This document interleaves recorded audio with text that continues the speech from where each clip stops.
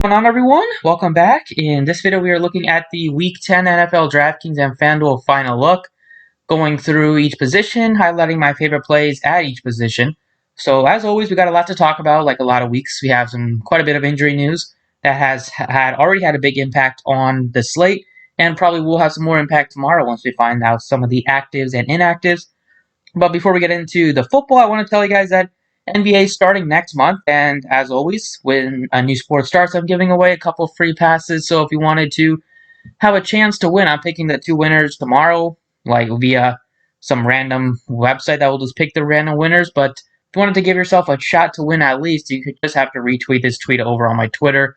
It's a couple days old, so it's only you have to scroll through a couple of tweets, but I might retweet it to bump it up, but that's how you can get involved if you want a chance to win, because NBA is my favorite sport and has been the most profitable sport for me since I started playing DFS.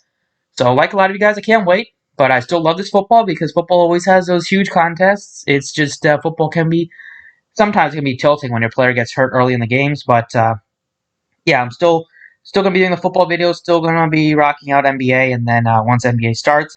But let's get into this video. As always, appreciate you guys. Hit the like button before we get into it. Subscribe if you haven't already. You can check out the website if you want. DFSprocess.net. You can check out Thrive Fantasy and get some free money if you want to use a promo code here. And that's it. I'm finished. And let's get into the breakdown. So, starting off, I added this new slide this week just to talk about some of the high totals, low totals, and weather. So right now, just like week 8, there's a couple of games that will have some heavy wind. Right now, the two are Cleveland and Houston, and if you look at the totals, both of those teams' totals have dipped pretty significantly. Like Houston has just a 21 total. Cleveland's total has gone down also a lot, and week 8 when this happened, Baker Mayfield barely threw for over 100 passing yards. I'm not expecting him to have to throw a lot, and the fact that they're getting Nick Chubb back this week, so they'll be able to just ground their running game with Chubb and Hunt, so I'm not interested in Cleveland, really. Houston is also, their total has dipped to just 21 points. People are going to be scared off of them. I'm not that interested, but tournaments, you can make an argument for some of them just because Watson is still very explosive, and their guys, if they break a couple tackles, Fuller and Cooks, they can take it to the house. Green Bay, even though there's wind in that game and potentially some snow, they still have the highest total on the slate, so nobody's really afraid of Aaron Rodgers playing in some of these bad conditions. He's been playing in Green Bay in that cold and the snow for years. He's gotten accustomed to it. He still has some very good weapons with Jones, who should be a big factor this week, and the best wide receiver in football this season, Devontae Adams. So not really worried about him. Adams in that win game against the Vikings a couple weeks ago, he ended up having 3 touchdowns. So even if he's not going for 200 yards receiving, he's still going to probably be a factor in the red zone and end zone, especially against this really bad defense of Jacksonville. And then Cincinnati and Pittsburgh has some mild wind, but neither one in that offense. Neither one of these teams I'm really considering heavily. Looking at some of the high totals, Green Bay still has the highest total, at the only team above 30. They have the Cardinals favored against the Bills at home by almost 3 points, so that is going to be a bit of a shootout game that you can stack up. The Saints are heavily favored against the 49ers. You could see Kamara have a big game. The Saints, even though, unlike the Packers, when their touchdowns are really coming from Adams, Jones, most of the time, you got Tanyan and MVS occasionally, but with the Saints, you just never know. Like last week when they scored all those points against the Bucks, Kamara didn't have a touchdown, Michael Thomas didn't have a touchdown. Like that's not happening with a lot of teams. About the Saints, it's going to happen with the Saints, and it happens with the Bucks too because they have so many guys to feed on that offense now. With Godwin's healthy, Evans, Antonio Brown played quite a bit last week, and his involvement should go up. They have Fournette back there. They have Jones. They have Gronk. They just have so many mouths to feed. So it's always tough to pick the right wide receiver on those type of teams, especially the Bucks. The Rams look good this week against Seattle. They just can't stop anybody defensively. And then, surprisingly, the Las Vegas Raiders have the 6th highest total. I don't think a lot of people will go there, and I don't really want to go there either against the Broncos. So, but that is just something interesting, I thought. And then the low total is just some teams to avoid. Like, nobody wants to play Jacksonville or the 49ers, really. The Bengals, I'm not really interested in them. Against Pittsburgh, especially with some wind. Giants could look at some pieces like Shepard, but overall, they're not a team you want to stack up. Houston could be some interesting for tournaments, and then the Redskins definitely not interested in there. Just some teams you can kind of cross out and just uncheck their boxes, not to see their players, just to kind of give yourself, just not have to look at so many teams and so many players. And then the one sneaky stack I want to mention is the Dolphins. I think the Dolphins look pretty good this week. They lost Preston Williams. They put him on IR this week. So their offense is really banged up. They're missing Gaskin, now Preston Williams on IR. They're just really going to be concentrated around a couple guys offensively, and their price tags are really cheap. I think they're going to be able to put up some points still. Like Tua has looked pretty good in his couple starts, especially last week. The first start, he didn't have to do much. But I expect them to be able to put up some points, and you got a very cheap Tua, and you got a very cheap Devontae Parker. So speaking of Tua, at quarterback, he's one of my favorite guys to target on both sides. Just with his cheap price tag, like 5,600 on DraftKings, 68 on Fanduel, he's one of the cheapest quarterback options on both sides. He gives you some mobility with his legs. He's facing against a Chargers defense that the Chargers, man, it sucks for them. They've been just losing so many close games all season. Their defense is solid on the whole, but they still have been giving up a good amount of points to opposing teams. Like last week, they gave up 31 points to the Raiders. Coming before that, they gave up 31 to the Broncos. They gave up 29 to the Jaguars. Before that, 30 to the Saints, 38 to the Bucks. Like, I like the Dolphins' chances this week to put up some points, and you get Tua at just such a cheap price tag. I think he looks tremendous. You have Kyler Murray as a spend-up guy that I would like this week. They have the second highest total on the slate. Rodgers looks good too, but I'd rather get some guys that have some mobility with the legs. Murray has topped over 30 DraftKings points in almost all of his starts this week or this season at quarterback. He has, even when he's not getting Hopkins involved as much as we thought, like he's getting Chris Kirk involved, and a week where Hopkins will probably be matched up against Tre'Davious White, he could definitely still have a very good game, but if not, then at least he has like Chris Kirk who can get open. Potentially could be getting Drake back to help with the running game. So Murray looks great if you want to spend up option. If you want to go cheap, I think it's Tua. And then you have some other guys that look decent, like Justin Herbert at a pretty good price tag at 6,600 on DraftKings. 8K on FanDuel is pretty expensive, but I like the DraftKings price tag. I think you could go to Josh Allen if you wanted to be a little bit different. 75. Everybody's going up to Kyler Murray if they are going up this week. So you could get a little bit different and go Josh Allen. Definitely still has a ton of upside as he showed last week. And the super surprising thing about last week was that they just didn't run the football. They had like 2 or 3 carries the entire first half. They just had Josh Allen throw a lot of passes, and it ended up working out for them. Now, it could be something that they just use 1 week against Seattle's really bad corners and secondary, or they could probably do something similar this week against Arizona. We'll wait and see, but I think Allen looks fine. And then 2 guys I'm not that interested in, but I think you could consider if you're making a bunch of lineups and need guys in your player pool are Drew Lock, who has just been the fourth quarter guy. He has been awful in the first 3 quarters the last couple weeks, but thrown multiple touchdowns last week, 3 touchdowns in the fourth to be the highest score and be the Millie Maker winner. And then you have Jared, not the highest score quarterback, one of the higher scorers at quarterback, and with his price tag, ended up being in the Millie Maker winner, I believe. And then Jared Goff, just because Seattle can't stop any offense. So a team that has like Cooper Kupp and Robert Woods, I think you could triple stack them if you wanted to. And 65 for Goff, even though it gives you no upside with his legs. He could do some damage with his arm this week. Moving on to running back, and the 2 guys that everybody's going to plug in are Mike Davis, who's 4,000, and Duke Johnson, who's 5,000. And that's something I'm going to be doing as well, especially Mike Davis. We know that even though it's a really tough matchup against the Bucs, they're the best defense against the run, but he can still get you catches out of the backfield. He had like multiple games this season where he had like 8 targets, so he's going to catch some passes. He's going to be a factor, and he's just too cheap. Same thing kind of for Duke Johnson. He's facing his former team, so he got some revenge maybe on his mind. The weather is really bad for throwing, so we're going to see a lot of Duke Johnson getting some carries, getting some short passes out of the backfield, some screens, all that good stuff. I think he looks like a really good option, especially against the Cleveland defense is still really bad. Giovanni Bernard with Joe Mixon doubtful. It's a really tough matchup, but he's another guy that is not only going to not only going to get the most carries on the team, he's going to be one of the leaders in targets. Like, he's a guy that can catch passes. They like to use him in the red zone as well. Like, I feel comfortable going with him, Johnson, and Davis as your running backs, and then just spending up elsewhere.